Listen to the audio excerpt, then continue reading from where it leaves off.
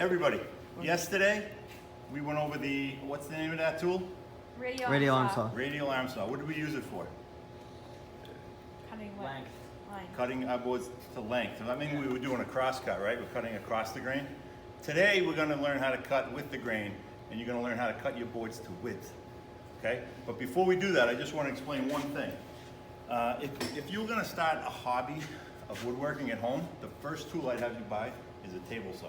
Because you can get a lot done with a table saw, a router, and a jigsaw. Can I feel a Okay? table saw? Just those few The things. blade? You can cut across the grain on the table saw. We just don't do it here because we've got a radial arm saw and it makes it a little bit safer. But if you have a table saw, you have to have something like this called a miter gauge or a crosscut box that rides in both of these slots. And what you do is you put your piece against that and you can do cross cuts. All right? So you can cut your pieces to length. It's just a little more awkward on the table saw than it is if you have a chop saw or a radial arm saw. Okay? What you don't ever want to do, and I've seen people do this, adults have come in here and done this the wrong way. You never want to use the fence and put the end of your board against the fence and try to cut your board the length that way. All right? What's going to happen is this board's going to want to walk like that, and as soon as it walks away from that, you're going to get a kickback. It's a very dangerous situation to be in. All right? So you never want to run it that way, ever. Got that? Okay, so we're only going to be using the table saw to cut our pieces to width in here because we have that other tool there to cut them to length. So we don't have to worry about that, but it's good to know. Okay, the first thing you're going to do when you come to the table saw is you're going to check the blade height. Okay, you're going to put your board, whatever it is you're cutting, put it next to the blade. You may come in here one day and the blade may be, you know, really high because somebody before you was cutting something thicker. You could use it like this, but it just makes it more dangerous. So we're going to minimize the danger right away by lowering the blade. Okay, so let's lower the blade so we have about one tooth above the board like this. All right, the second thing I want to make sure I have in is one of these. It's called a riving knife, R-I-V-I-N-G, riving, okay? Also known as a splitter. Splitter is a little bit different. We have a splitter here, all right? This would fit down in there like this. It's got some anti-kickback feet. It's got this guard on it, all right? It basically does the same thing. The most important part of the splitter is this metal portion, okay? The metal portion, what it does is it prevents kickback 99% of the time. Maybe 99.9% of the time. It's very important, okay? It does it two ways. The first way it does it is it keeps your board kerf open. So one of three things is gonna happen when you're cutting, okay? Because when a tree grows in the forest, it's not gonna grow perfectly straight, right?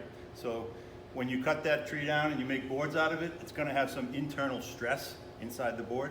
And when you start to cut the board, you're gonna relieve that stress. Okay, so one of three things is going to happen. When you're cutting, it's either going to stay perfectly parallel, which means great, there's no stress in the board, it just cuts perfectly straight. Or as you're cutting, you might see it start to open up back here, like it's pushing itself apart. That's not a big deal either. Okay, the problem comes when you're cutting and the board wants to pinch back on itself.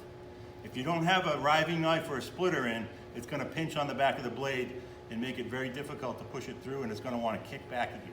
So as long as you have the riving knife in, it won't pinch on the blade. It'll hold that kerf open just enough, and you can make that cut more safe, all right, in a safer way. The other thing that it can do is it can keep your board against the fence.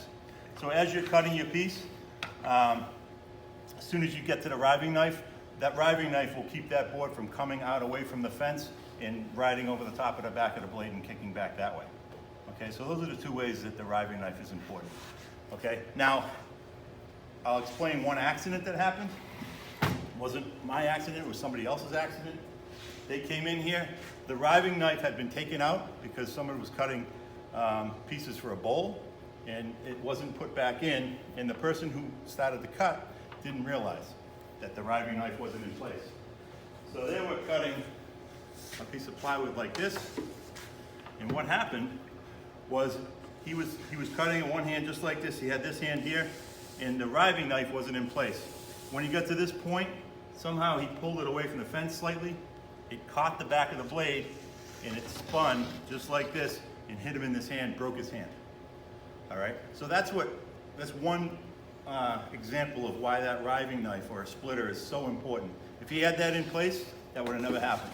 This would prevent it from coming away from the fence like that and riding across the back of the blade, okay? So you want to be careful and make sure that that's in place.